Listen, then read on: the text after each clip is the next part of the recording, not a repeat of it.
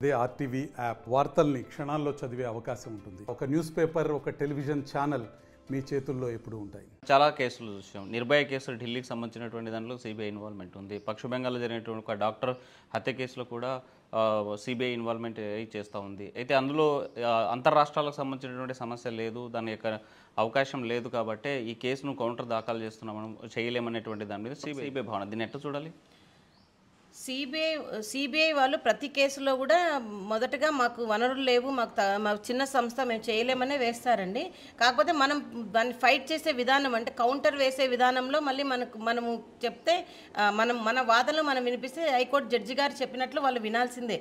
కాకపోతే వీళ్ళు సిబిఐ వాళ్ళు చెప్పడం ఏమిటంటే లోకల్ పోలీస్ వాళ్ళు ఇచ్చిన కౌంటర్ అఫిడవిట్ని దాన్ని చూసుకొని ఇస్తున్నారు.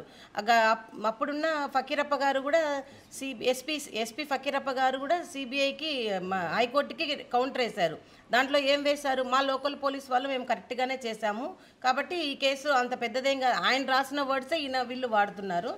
మరి సిబిఐ వాళ్ళు చూడాల్సినది మెయిన్గా విక్టిమ్స్ వాళ్ళ వాదనలు ఏంటి, వాళ్ళ అనుమానాలు ఏంటి అనేది చూడాలి. మరి అది ఏమి చూడకుండా వన్ సైడ్గా పోయి వెళ్తున్నారు వాళ్ళు. విక్టిమ్స్ చేసేటువంటి ఆరోపణలో నిజం లేదు, వాళ్ళు తప్పుడు ఆరోపణ చేస్తూ ఉన్నారు. దీని కేసు సంబంధించినటువంటి అఘాయిత్యాలు కానీ అత్యాచారం కానీ మర్డర్ కానీ జరగలేదు అనేటువంటిది ప్రైమరీ అఫెన్స్ చూపించారని చెప్తున్నారు. వీరంతా ప్రజా సంఘాలు రాద్ధాంతం చేసిన తర్వాతే ఈ కేసు మలుపు తీసుకున్నటువంటి పరిస్థితి అయితే మనం చూసాం. మరి దీంట్లో వాస్తవంగా ఆ రోజు ప్రీతిభాయ్ మీద అత్యాచారం అఘాయిత్యం జరిగిందని మీరు భావిస్తారు? అసలు ఏం జరిగింది అనుకుంటున్నారు?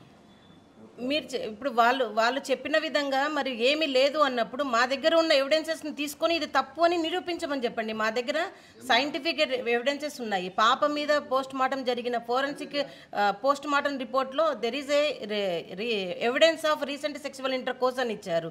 మరి అక్కడ పెథాలజీ డిపార్ట్మెంట్ నుంచి డాక్టర్ జి బాలేశ్వరి గారు అమ్మాయి ప్రైవేట్ పార్ట్స్లో దొరికిన లిక్విడ్ సెమెన్ అని ఇచ్చారు. మరి రీసెంట్గా సిడిఎఫ్డి అంటే సెంట్రల్ గవర్నమెంట్ డిఎన్ఏ దాంట్లో కూడా వై క్రోమోజోమ్ దొరికింది అన్నారు. మరి ఇవన్నీ కూడా అబద్ధాలు అంటారా? ఇవన్నీ కూడా అనుమానాలు సాక్ష్యాలు కాదంటారా? Scientific evidences pathology department, histopathology department, మరి ఫోరెన్సిక్ డిపార్ట్మెంట్ ఇవన్నీ ఉండగా వీటినన్నింటినీ ఎందుకు తోసిపుచ్చాల్సిందే? అసలు ఎవరు వీళ్ళకి వెనకుండి ఇవన్నీ నడిపిస్తున్నారు ఈ కేసుని ఇట్లా కొట్టేయడానికి అనేది ఇన్వెస్టిగేషన్లో కీలక మలుపు. ఇన్ని రికార్డెడ్ ఎవిడెన్స్ ఉన్నప్పుడు ఎందుకు పోలీసులు కేసు దాన్ని సీరియస్గా తీసుకోలేకపోతున్నారు? అదే ఇప్పుడు మేము అనుకుంటున్నది అదే అండి. ఇప్పుడు మా కేసులో ఎవరైతే అన్యాయంగా మాకు ఇట్లా కేసును నీరుగార్చారో వాళ్ళందరినీ ఫస్ట్ సస్పెండ్ చేయండి.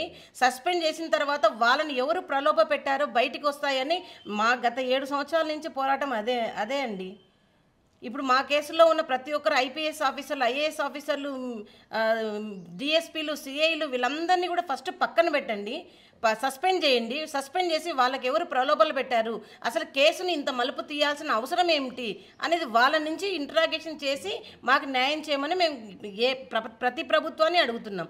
గత ప్రభుత్వంలో జగన్మోహన్ రెడ్డి గారిని అదే అడిగాము, ఈ ప్రభుత్వంలో పవన్ కళ్యాణ్ గారిని కూడా మేము అదే అడుగుతున్నాము. మరిన్ని వీడియోస్ కోసం ఛానల్ ని సబ్స్క్రైబ్ చేయండి. లేటెస్ట్ అప్డేట్స్ కోసం వాట్సాప్ ఛానల్ ని ఫాలో అవ్వండి. ఆ లింక్ డిస్క్రిప్షన్ లో ఉంది.